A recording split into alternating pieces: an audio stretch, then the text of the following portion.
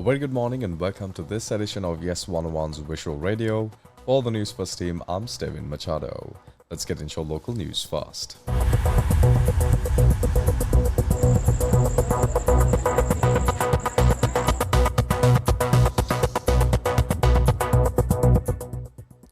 A shooting incident occurred around 8 p.m. last night on Leslie Ranagalamawatha in Borella. According to police spokesperson, Assistant Superintendent of Police F.U. Butler, two unidentified individuals arrived on a motorcycle and opened fire before fleeing the scene. No injuries were reported. Police said that a revolver was used in the attack. Believed that the shooting may have been a result of a dispute between criminals.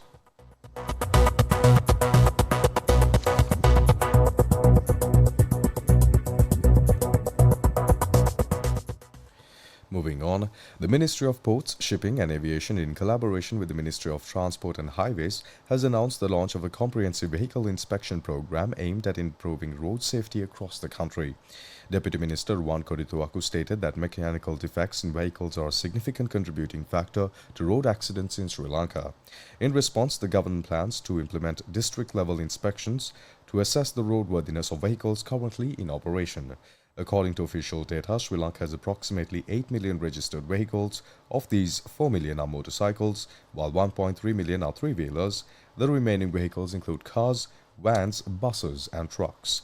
To support the initiative, the government intends to recruit 20 additional motor vehicle inspectors. Deputy Minister Kodituaku emphasized that the current number of inspectors is insufficient to carry out inspections on a nationwide scale.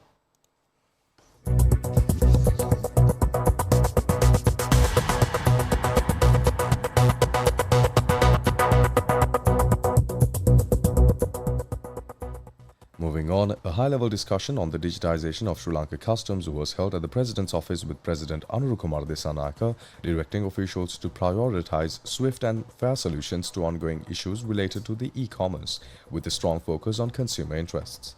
The discussions focused extensively on identifying solutions to challenges arising from the complexity of customs procedures.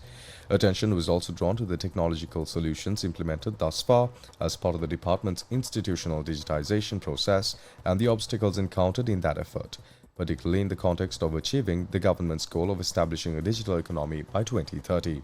According to the President's Media Division, the President instructed officials to expedite the process of amending existing legislations, identifying it as a key challenge that must be addressed without delay. A review was conducted on the ongoing YES101 system and its existing shortcomings, the National Single Window Service, and key challenges such as accurate recording of import-exports and granting of tax exemptions and the proper identification of revenue. The discussion focused on digitalization as a means to address these issues and assess the progress of measures already implemented.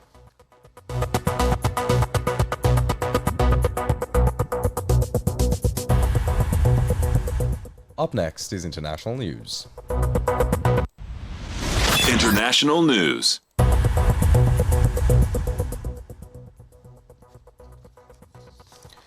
Lebanon said 3 people were killed yesterday in a strike near Tripoli that the Israeli military said targeted a Hamas militant, the first on the north since a November ceasefire with Hezbollah. The strike came amid ceasefire negotiations between Israel and Hamas in Qatar, and as 5 Israeli soldiers were killed in combat in the Gaza Strip, one of the deadliest days for Israeli forces in the Palestinian territory this year. Up next is sports news. Sports news.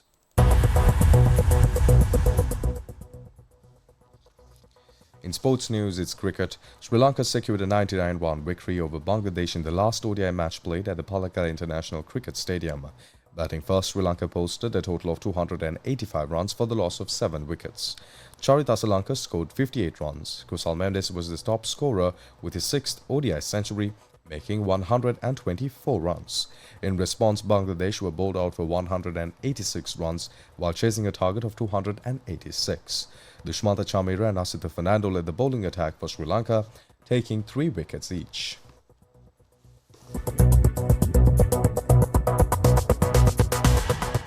And with that, we wrap up this edition of YES101's Visual Radio. For the Newsfirst team, I'm Steven Machado. Thank you for watching.